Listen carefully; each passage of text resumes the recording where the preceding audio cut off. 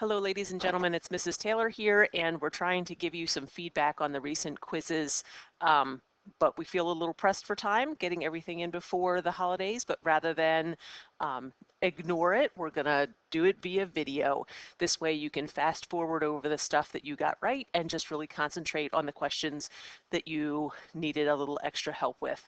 So I'm gonna start at the beginning. I'm gonna do the whole thing. It shouldn't take very long. We're given a congruent statement. Triangle LMN is congruent to triangle EFG. Identify all the corresponding congruent parts. Now we remember that this is a clown car of information and actually holds 6 pieces of congruence to it. So I can say that angle L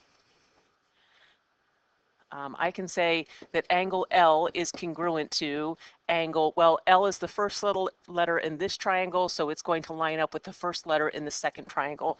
So angle L is congruent to angle E. Angle M, the second letter in, is going to be congruent to angle F, the second letter in there, and angle N, as in Nancy, is going to be congruent to the third letter, because both of them fall in the third spot, angle G. So that's all my angle congruences. Make certain that you're using the right notation for this. I had a couple of people who can't remember how to name an angle in this scenario, and that costs them. Same deal with the sides. Make certain that you're doing it with the proper notation. So I'm going to say that segment LM, because I'm talking about segments and congruence, I am going to put the bar over top, is congruent to segment EF. So the first 2 letters in each triangle are congruent to the first 2 letters in each triangle. And then I'm going to say segment MN is congruent to second and third, in the second triangle, segment FG, and then last I'm going to say the first and third and the first and third. So segment LN is congruent to segment first and third on the second triangle is segment EG. So those were the correct answers for problem number 1.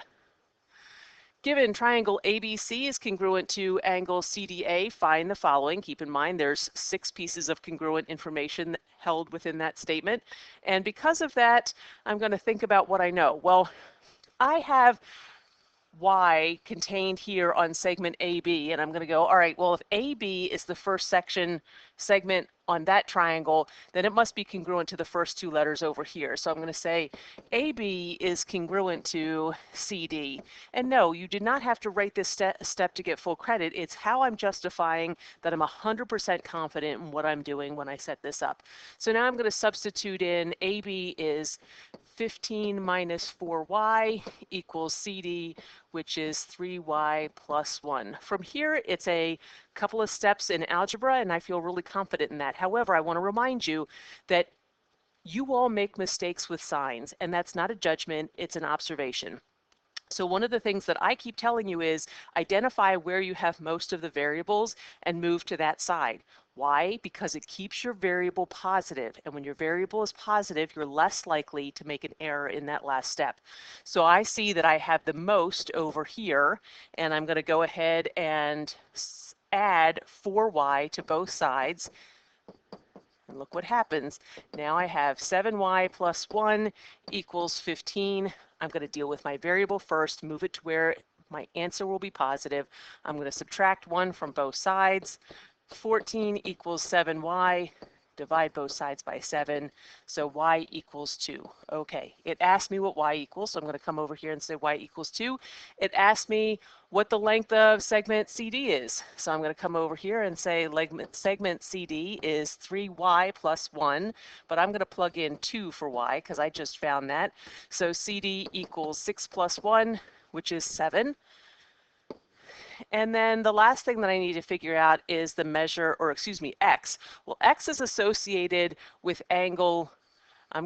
Now, if I were talking to you about it, I would have to say that this is angle CAD or DAC. But in order to think about the congruent statement, I'm just going to call this angle A, and I'm going to see that angle A is congruent to angle C. And so I go, all right, this and this are congruent to each other. So I have angle A is marked 2x minus 3 equals 47 degrees. And now I'm just going to solve. I'm going to add 3 to both sides. 2x equals 50. Divide both sides by 2, and I get x equals 25. All right, now I just want to stop for a moment and talk about notation. Y is a value for a variable. It's not a degree, it's not inches, it's not anything. CD is a segment length. If it were marked as being inches or yards or feet or whatever, then we would have to carry that over to the answer block, but it's not. X is associated with a variable that's associated with an angle, but X is just the value that we would plug in. So X is not going to need a degree symbol. All right, problem number 3. The only thing that you couldn't do for this problem was skip around. So you have to start, pick a vertice and any vertice, and just go vertice to vertice to vertice. So I'm going to pick O, and I'm going to go around and do this, then this, then this, then this, and then back to there. And the one thing that most people lost points on was writing the word polygon. So yes, you have to do it. You're talking about some shape. And so we're going to say polygon, O-N-L-M-P. So that's one way to do it. We don't have to do it clockwise. So we can start at P and go counterclockwise. So I can say polygon, P-M-L-N-O. Okay, without the word polygon, I don't really know what it is, and we're just kind of listing points, I guess. So it becomes an error of notation. The reader doesn't know what you're talking about at that point. So you may have lost some part of a point for leaving out the word polygon. You may have gotten a point off. It would have been marked all the way wrong if you did like L-M-N-O-P, like if you listed it in alphabetical order. Well, that's alphabetical order is not the same thing as the order of the vertices. So we want you to know no matter what the alphabetical order is, you're going consecutive vertice from one to the next, to the next, to the next, to the next. All right. Let's move on to the proof. This had the bulk of the points in it and probably the bulk of your worry and concern. So I'm given these two triangles, and it says that O is the midpoint of PR. Every time I tell you that there's a midpoint, at some point you're going to have to tell me what two congruent segments that point makes. So I have it twice in this. O is the midpoint of PR, which means that PO and OR are congruent segments. And then it says O is the midpoint of QS, which means that OQ and OS are going to be congruent. And you can list those in either order. You can say OQ or QO. Either one is fine. All right, so I'm going to go ahead and go find my givens because I was surprised to see that there were two givens that you could have put in for a point each, and a whole bunch of people missed it. Well, I'm going to go, so this is marked given, no problem there, and PQ and RS is marked given, but down here, O is the midpoint of PR. We can mark this as given, and then O is the midpoint of QS. We can mark that as given as well. All right, let's go back up to the top and see what we can do. So angle P is congruent to angle R. I'm going to come put a little arc marking in here to say, yeah, we know that's true now. So P is congruent to R, that's given. Then it says vertical angles theorem is my hint, and I've got to figure out what it's talking about. Well, vertical angles are formed when two lines cross, and they're the angles that are opposite of each other. So I want to say that this angle right here is congruent to this angle right here. Now, a lot of you lost points because you told me angle O was congruent to angle O. The problem that we have with that is I don't know if you're talking about one of those that are already marked in purple or one of these over here that I'm now marking in yellow. You can't talk about angle O. There's 4 distinct angles at angle O, and I don't know what you're talking about. So you need to name it with 3 letters at this point. So I'm going to name the top angle, which is POQ.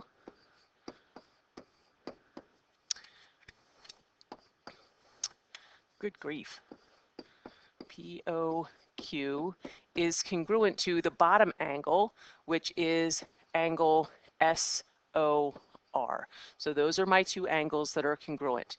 All right, one of the things that we learned was the third angles theorem. The third angles theorem says if you know that two angles in one triangle are congruent to two angles in another triangle, because all triangles' angles add up to 180, that means the third angle has to be the same or congruent. So I'm going to come over here and say, all right, well, I've already marked two angles in both of these triangles.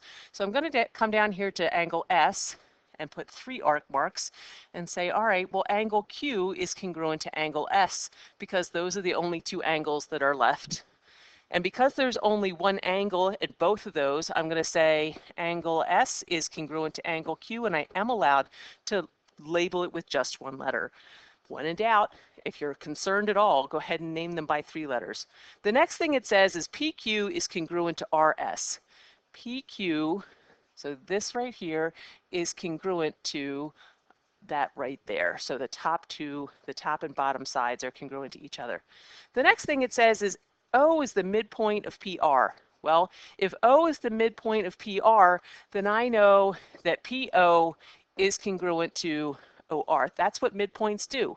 So I'm going to say segment PO is congruent to segment OR. And again, you could have had OP is congruent to RO. Those are identical statements, which would have been fine. The next thing says that O is the midpoint of QS. Well, every time I'm going to switch colors just because it's getting a little bit hairy up there. Every time I tell you about a midpoint, you need to tell me what the two congruent segments are. So I look at segment QS, which is this right here, and I say that O is the midpoint, which means that this segment right here, QO, is congruent to this segment right here, which is OS. So I'm going to say QO is congruent to OS. And again, you could have had OQ is congruent to SO, or any combination of these would have been fine, because we can name a segment as OS or SO. We're still referring to the same segment. The next thing says triangle PQO is congruent to triangle RSO. And at this point, I have said that 1, 2, 3 angles from one triangle are congruent to all 3 angles in the other one. And I've also said that 1, 2, 3 sides of one triangle are congruent to 3 sides of another triangle, which means that I have utilized the definition of congruent triangles. Definition of congruent triangles. So a lot of people put congruent triangles theorem. Nope, we never had a congruent triangles theorem, so it needed to be definition of congruent triangles. Overall, very pleased with what happened, and I know that some of you got a little twisted around on either notation or just couldn't quite remember what to do with Z or O being the midpoint and how to proceed at that point. But in general, the quizzes went very well. You should be proud of yourselves. You're managing to really kind of step up to the plate, and I wish you really good luck going into the chapter 4 quest and into the midterms. Make certain that you come visit us if you have problems. You know that we're here to help. Thanks. Have a great day.